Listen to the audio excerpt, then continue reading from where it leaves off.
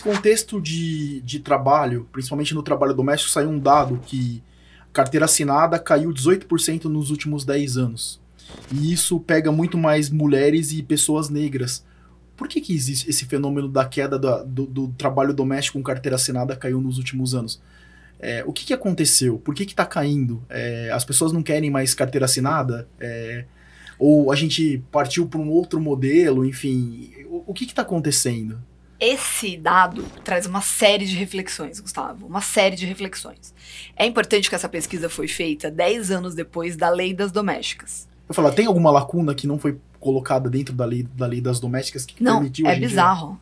Não, assim, é tão absurdo que só em 2000 existe uma lacuna legislativa para as mulheres. Para toda lei que envolve mulher, a gente tem uma lacuna legislativa.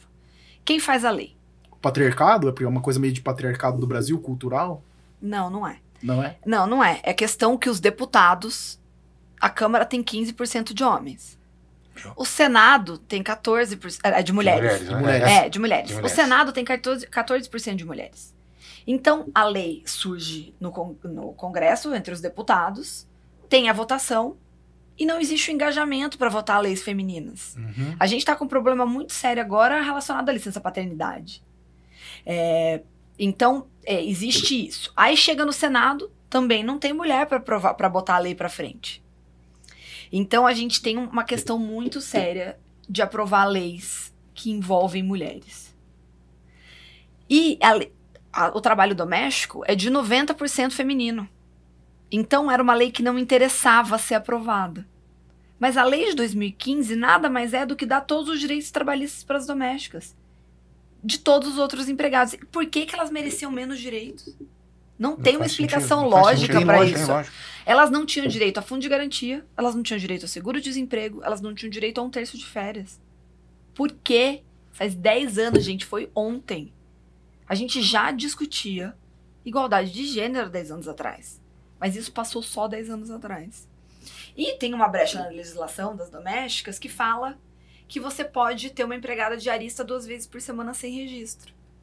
Então, o que as pessoas fizeram? Elas demitiram as empregadas que elas tinham, as pessoas que têm empregada doméstica todos os dias. Para não pagar os direitos? Para não pagar os direitos. Achando que elas mereciam menos que os outros empregados. É absurdo. E contratou 3 de 2 dias por semana, provavelmente. E contratam 3 de 2 dias por semana. Outro movimento também que eu acho que é importante a gente dizer é que as pessoas estão tendo menos filhos, né? E que esse movimento de não ter empregado doméstico é um movimento global. Os países desenvolvidos não têm empregada doméstica. Porque quanto mais escolaridade as mulheres, as pessoas têm, menos elas querem trabalhar nos serviços do lar. Mas o Brasil é um país em desenvolvimento. É um país que falta emprego. É um país que tem uma massa de mulheres desempregadas ou em subemprego gigantesca. Então a gente não está nesse nível de evolução para a gente não precisar contar com trabalho doméstico mais. Uhum. Pelo contrário, é uma massa de... caiu 300 mil trabalhadoras, é muita gente. Sim. É uma massa de pessoas com trabalho informal muito grande. E qual que é o problema do trabalho informal? Essas pessoas essas mulheres não têm direito à licença maternidade. Elas não têm direito, se elas ficam doentes, elas não têm previdência privada, previdência social. Elas não têm 13º, elas não têm férias. Elas não conseguem comprar nada, não tem nem elas não têm crédito, direito a crédito. Direito a crédito. Isso é seríssimo. Uhum. Mas, se você trabalha todos os dias como diarista, você ganha mais do que a empregada CLT. E está tendo algum movimento para mudar isso, não? Para mudar a lei, para tentar mudar essa questão dos 2 dias, porque isso é uma brecha que você falou, né? Abriu-se um espaço ali para... Está se pensando em alguma coisa no sentido de que contratou, trabalhou, tem que virar uma MEI, sei lá, como é que funciona isso? Pelo contrário, a gente tem uma abertura enorme para contratações através de pessoa jurídica, e eu acho que a diarista segue nessa linha. Para CPJ? Para ser informal. Informal. Assim, a linha de raciocínio do PJ, mas o dela é ainda mais informal, né? E em tese o PJ, né, que está sendo discutido no STF, são empregados hipersuficientes. Sim. Que é empregados que conseguem negociar. Que em tese tem capacidade de negociar, mas a linha é a mesma. É flexibilizar o modelo de trabalho. E o que você falou, ela acaba ganhando mais no modelo informal do que no modelo formal, que também desestimula, né? Total. acaba Total. desestimulando É ela. mais no curto prazo, né, Gus? Porque se ela tiver um problema É, de licença, é, uma Mas doença, qualquer coisa... brasileiro pensa a curto prazo. O brasileiro tá É. jogando em bet, querendo ficar milionário a curto Prazo. E, por exemplo, essa discussão também ela foi direcionada para os motoristas de aplicativo.